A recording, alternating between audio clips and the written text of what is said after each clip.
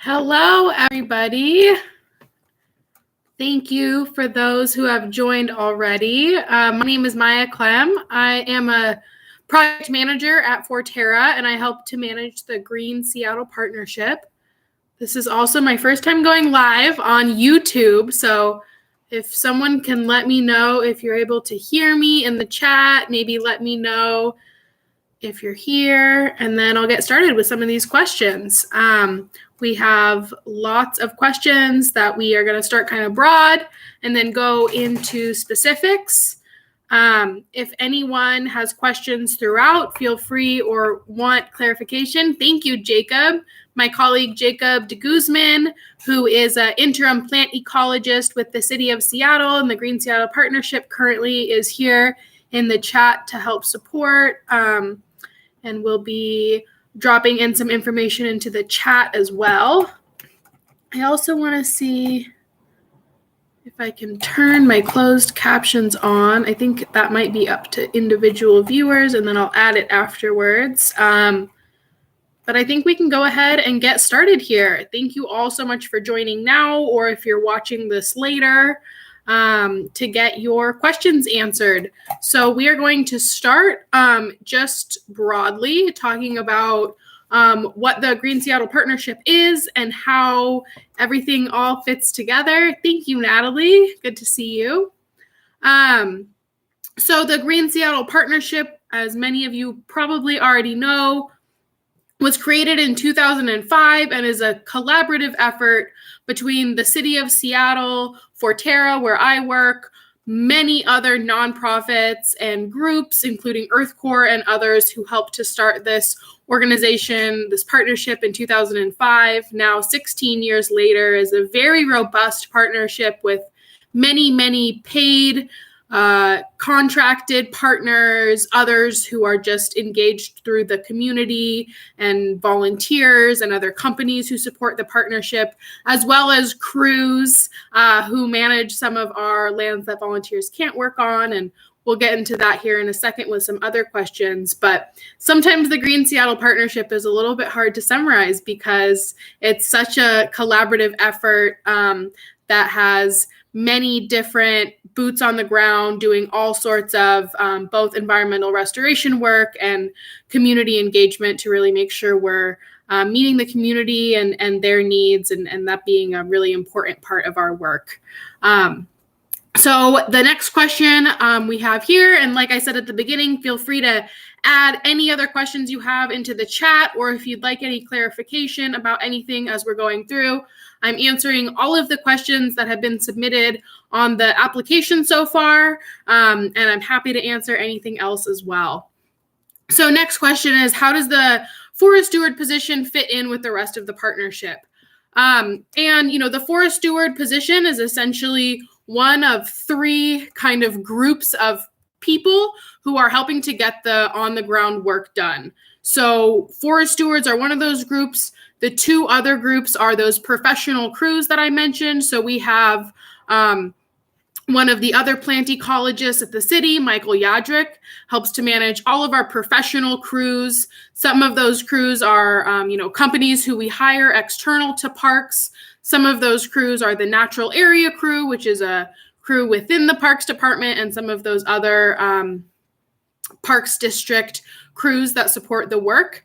A lot of those professional crews that we're hiring to do work are doing work that isn't suitable for volunteers, be it on steep slopes or using herbicide.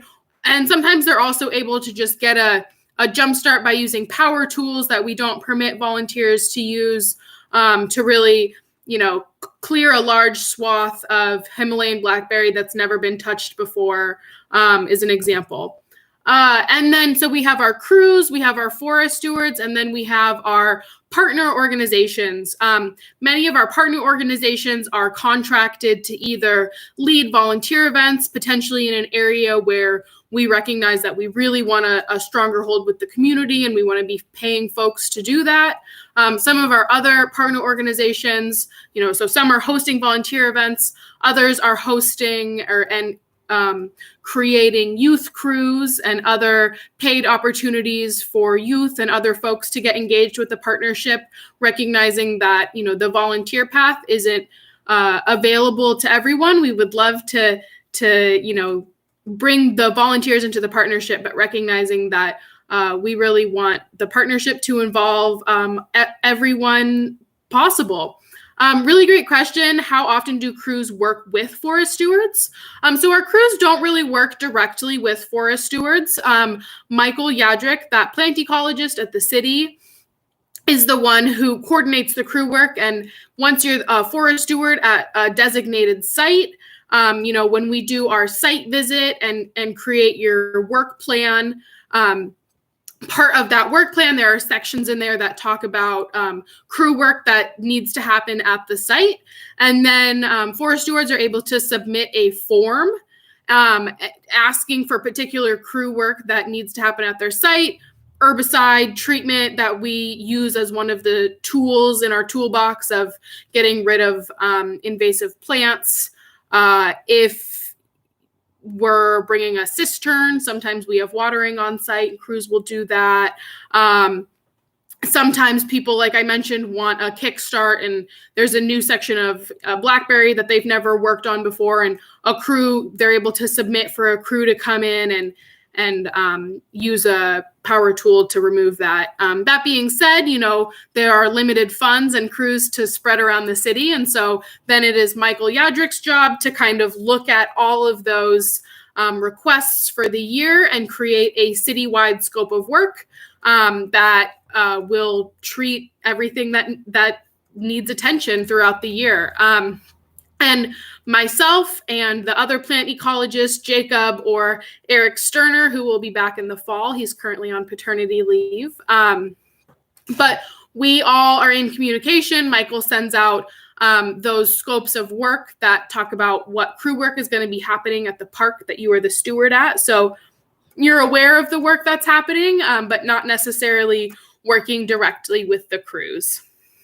And so, like I was saying, the forest stewards fit into those kind of three groups of folks who are on the ground doing the work, as ones who are really hosting the majority of our volunteer events. So if you go on CEDAR, that seattle.greencitypartnerships.org website, that my guess is most of you have been in. Jacob, if you could just add that to the chat, just in case folks don't know what I'm talking about.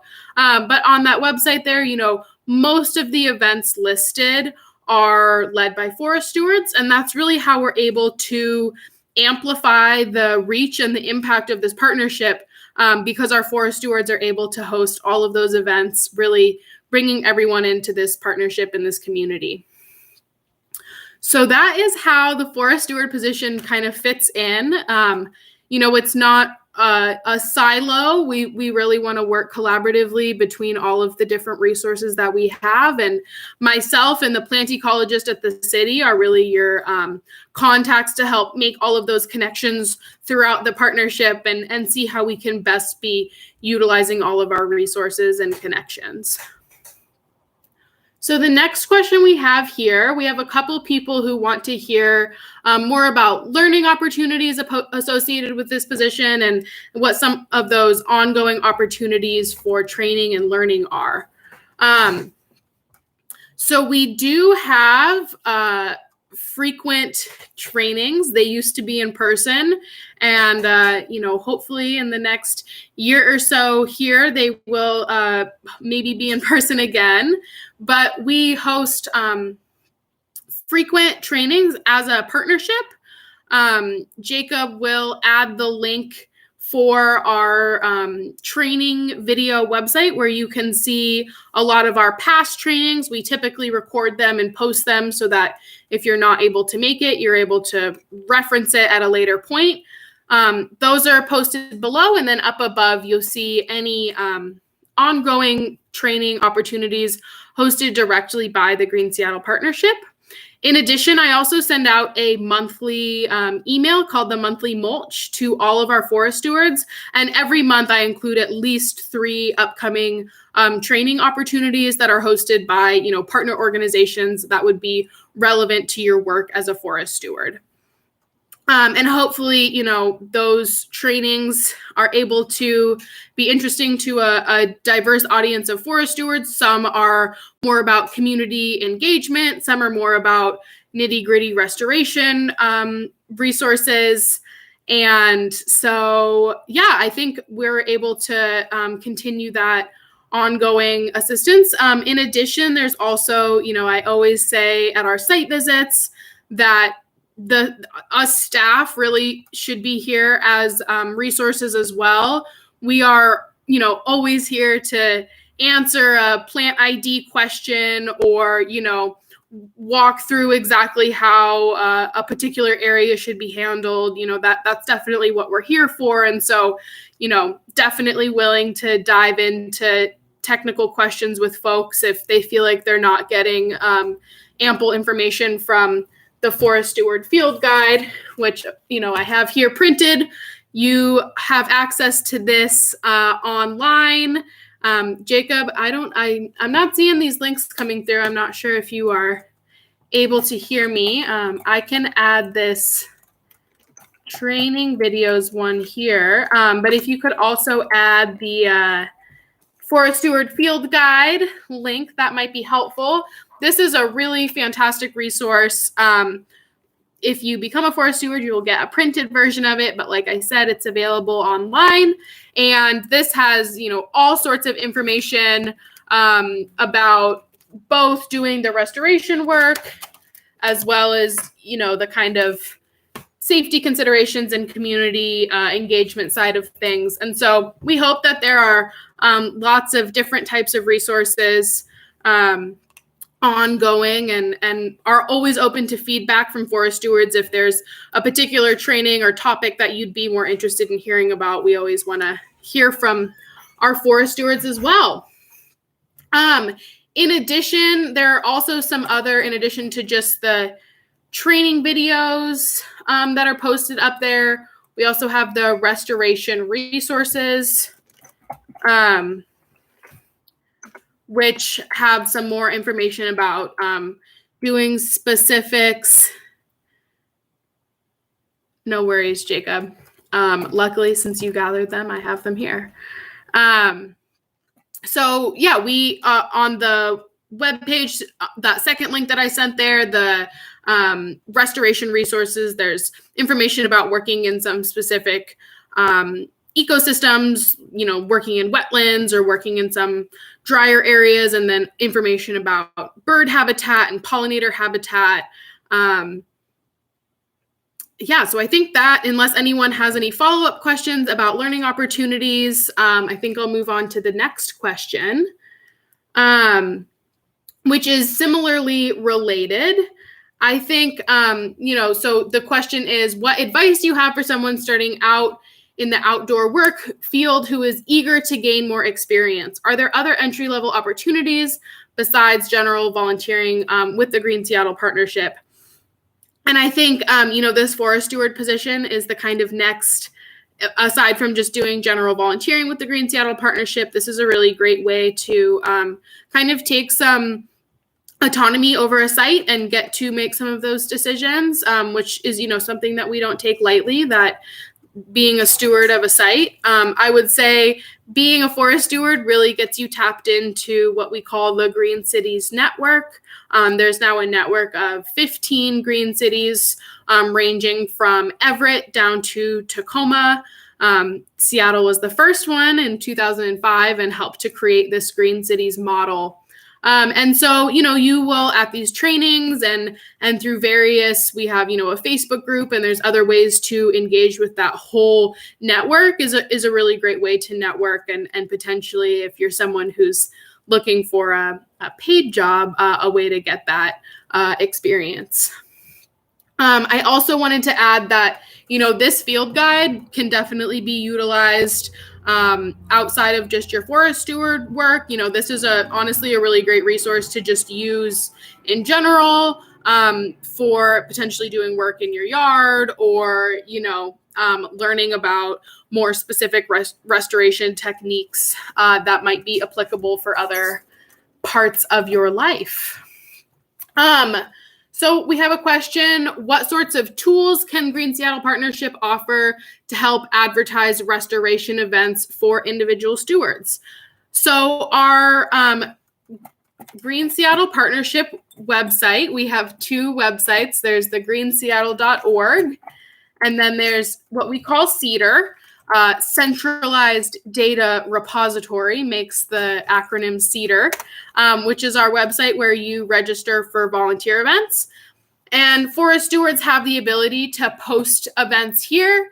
This website gets a good amount of traffic, and we link to it every month in our newsletter, and we often post about it on social media. And so one way to get volunteers is to simply just post events here.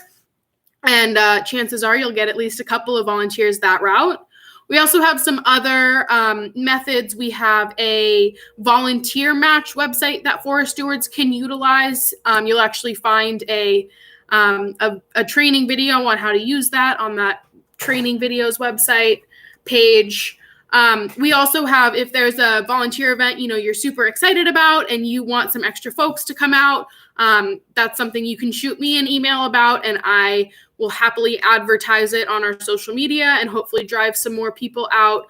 We also have door hangers. There's doing broad virtual outreach can be really helpful, but also we really want to encourage folks to be engaging with their community and the neighbors who are living nearby to the park, and really creating that sense of community. And so we have some door hangers that people can use, that you're able to write information on. We also have signs that go at the park itself. You might have seen them. They say Future Healthy Forest, and you have a spot where you can add information about your volunteer events. If you have monthly volunteer events, or if you create an email for your forest stewarding, you are able to add that. We also, a lot of parks will have a kiosk, and you have access to that kiosk to post information. And, again, like I said, that can kind of be coaching. Like if you are a forest steward and you are wanting to get some more folks out, especially if it's from a particular, group of people, that's something that I can definitely help individual forest stewards through to kind of create a strategic plan for how you can get the folks out to your events that you are hoping to engage with. We have a couple questions about what tools are provided just in general, not to help do outreach, but just tools. So once you go through the Forest Steward training, the first step is to do a site visit, where we look at the site and figure out kind of the plan, both how you're going to get volunteers out and how you're going to do that on the ground work. And one component of that site visit is figuring out, thank you, Jay. That is a great question. We honestly currently don't have our materials translated. This is something that we have done a considerable amount of thinking about. We can definitely provide translated materials as needed. One of the issues that we currently have is, most of our volunteer leads are people who speak English. And so, we can provide that outreach in Spanish or other languages as needed, but then the person who's leading the event might not be able to accommodate that those languages. But, if you're someone who wants to be hosting events in different languages, we are absolutely encouraging that. And if we can help you get some materials translated, that's definitely something that I would love to work with people on. So please reach out about that, Jay. I was talking about tools. And so tools are provided. We offer at the site visit, we will find a spot for a what we call a job box, which is one of those big metal boxes, the brown boxes that you see all around. You will get a key to that job box, and it will have all of the tools and materials that you need inside. So we have a standard set of tools that will be included, and we'll talk through if there's others that you want or some that you don't want, but that includes, pretty much everything you could need: gloves, shovels, hand tillers, signs, first aid kit, lots of other things as well. And then in addition, anytime you need, if a tool breaks or unfortunately gets stolen, which does happen frequently, not frequently, but sometimes, that we are able to replace them. You can order new tools and materials like mulch anytime on cedar. So you might have experimented with the front end of cedar, but if and when you become a forest steward, you will get to see the back end of cedar and how those events get created and order tools and materials within cedar. So yes, we definitely provide all the tools that you hopefully will need.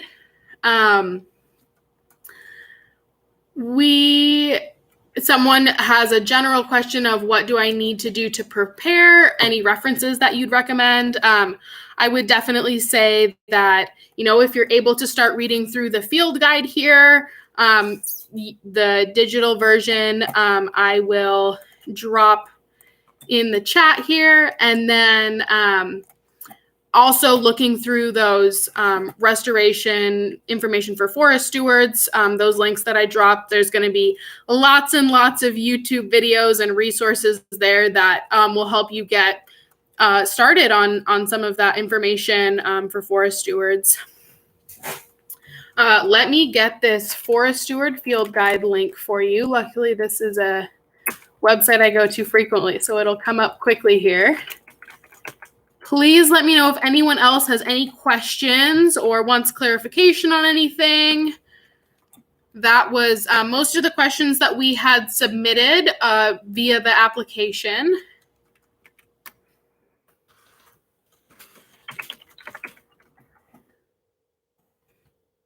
Here is the Forest Steward Field Guide, which is definitely going to be jam-packed full of information, and this PDF version links to all sorts of other resources. It'll take you all around our website, and you'll find various other resources as well. Does anyone else have any other questions that they want to ask now? We are so excited for all the applications we've received so far. Yes, fantastic question about opening up events now that COVID restrictions have been lifted. We are actively working on this. We actually just submitted a new proposal yesterday that will need to be approved. So, sometimes we're a little bit slow to catch up with the guidelines as they quickly evolve, but we're working on it, and we should have new guidelines here very soon. But in the meantime, our events are still limited to 10 people per event, which, I think something we've learned in the last year is that having these smaller events is really a good thing. Maybe more than 5 people, but one person can't really lead more than 10 or 15 people and really develop a connection with them so that, those people feel really welcome and like they have the leadership and support that they need. And so, I think we're going to continue to encourage folks to host as many volunteers as they feel comfortable at their events. But, don't necessarily see us hosting many, 50 to 100 person events. Sometimes that can be good to clear a large section or get a lot of plants in the ground. But I think we're really going to be taking that as a lesson of the last year and really having those smaller events that we're able to really connect with people. And what I was starting to say is our schedule. So we have about a week and a half more of the application being open. So that application is open until August 2nd. And then we will look at all those applications and decide on our Forest Steward cohort for this year. And then notify folks that second week of August. And then the training dates are set for, let me make sure I get these right before I say the wrong dates. They are set for September Oh no, I should have had this ahead of time. I'm remembering the dates from last year.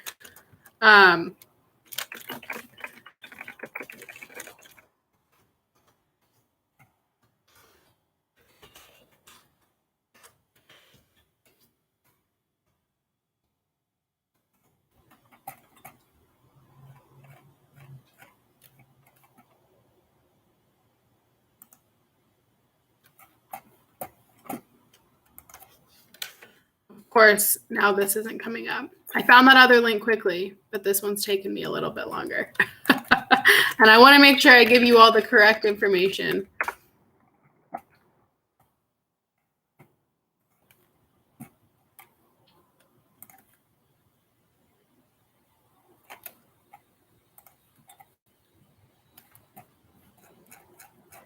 Yes, September 25th and October 16th. So it'll be 2 Saturdays. Lots of folks have said, a virtual option would be really helpful. We're still working through the details of exactly what those training days are going to look like. In the past, prior to 2020, both of those days were 2 in-person days, and it was very interactive and I think really engaging. Last year, we did the first day virtual and then the second day in very small groups in the field. And so we're going to take lessons learned from all of our previous trainings and decide what the best option will be for this year.